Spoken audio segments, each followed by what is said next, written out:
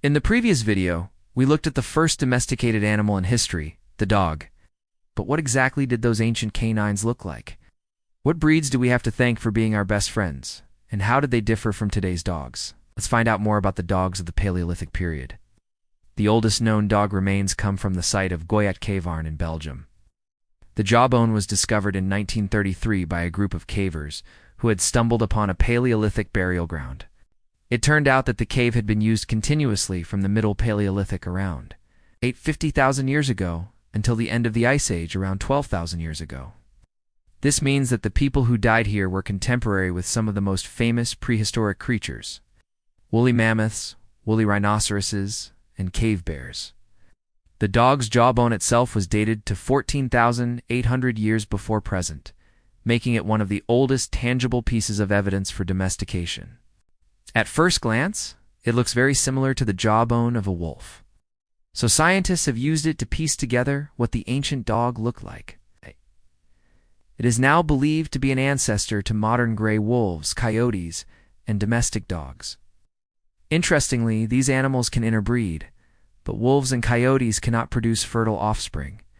However, the wolf-like jaw had a shorter, broader rostrum or face, which indicated a different way of life. Wolves hunt for food, so their faces are narrow to reduce wind resistance while running. Domestic dogs, on the other hand, are scavengers, so their snouts are shorter and broader to allow them to gulp down large chunks of meat. The size of the dog's teeth also helps scientists determine its diet. As a scavenger, the dog needed to quickly break down large chunks of meat, so its teeth were shorter and broader than the teeth of wolves, which need to use their fangs to catch prey. The researchers believe this dog would have looked very much like a husky, weighing between 22 and 44 pounds.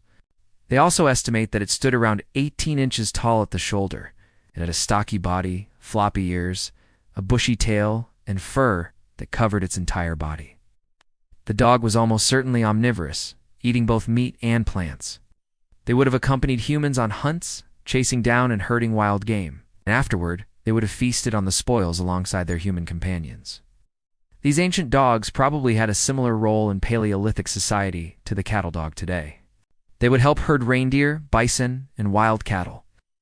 And because they were so hardy, they could accompany humans on long hunts. In fact, archaeologists have found spear throwers dating back to the Paleolithic period, suggesting that humans hunted large game on foot. The dog's thick fur and small ears would have helped it survive the freezing temperatures of the last ice age. But these hardy canines weren't just useful to humans, they also provided companionship during a time when life was often lonely and dangerous. One of the most fascinating aspects of the Goyat dogs is their relationship to modern dogs. DNA analysis suggests that all domestic dogs descend from gray wolves. Over thousands of years, humans selectively bred wolves with certain physical and behavioral traits, eventually creating the modern dog. However, the relationship between humans and dogs may have begun much earlier than previously thought. The Goyat dogs lived alongside humans during the last ice age. Yet they predate the oldest known dog burials by several thousand years. This raises questions about how humans interacted with dogs during the Paleolithic period. Were they kept as pets, or were they more like working partners? The answer may never be known. But it's clear that dogs played an important role in human society long before they became our beloved companions. Their loyalty, intelligence, and eagerness to please made them the perfect hunting partners, and their ability to adapt to new environments and people made them ideal traveling companions. Dogs must have been a great comfort to humans during the long, dark days of winter, and their presence surely helped make the Paleolithic world a little less scary. Paleolithic Europe was a frozen wasteland, so it's not surprising that most Paleolithic dogs were large and hairy. But there were also smaller breeds that could fit in a backpack and were easy to transport.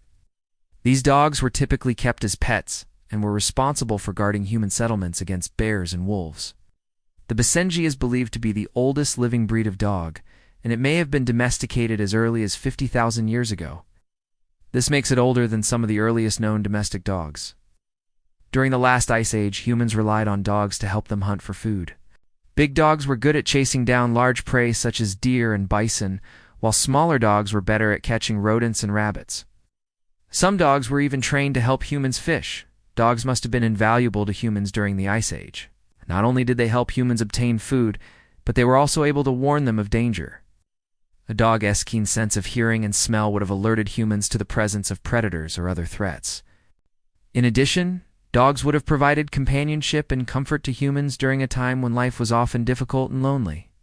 For example, dogs may have helped humans cope with the long, dark winters of the Ice Age. Or they may have simply provided a friendly face and a warm body to cuddle up with.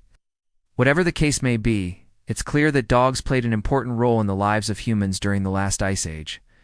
As the Ice Age came to a close and the climate began to warm, humans began to settle down and raise crops and livestock.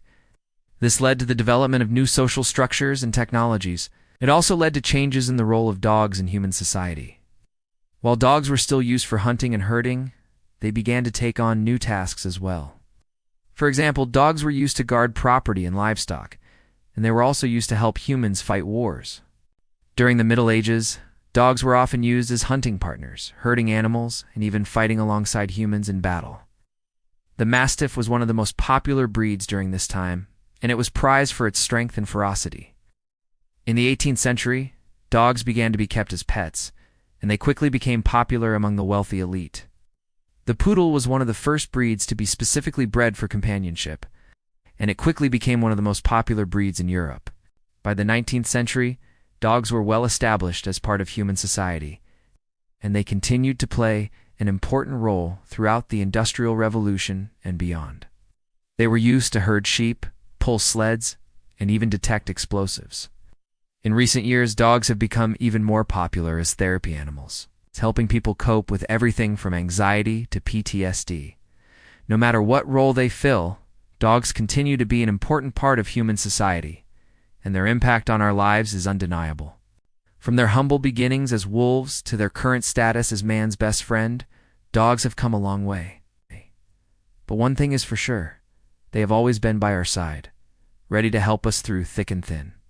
The dog remains from Goyet Garin are just one piece of a much larger puzzle, one that has fascinated scientists for centuries. As we learn more about the history of dogs, we are constantly reminded of the unique bond that we have with these amazing animals. If you love dogs, then chances are you have a special place in your heart for these furry creatures. So the next time you look into the eyes of your four-legged friend, take a moment to appreciate the long and fascinating history that you share. And who knows? Maybe your dog will teach us even more about the past in the years to come. If you enjoyed this video, hit the like button and subscribe to our channel for more history about our fur friends. Thanks for watching.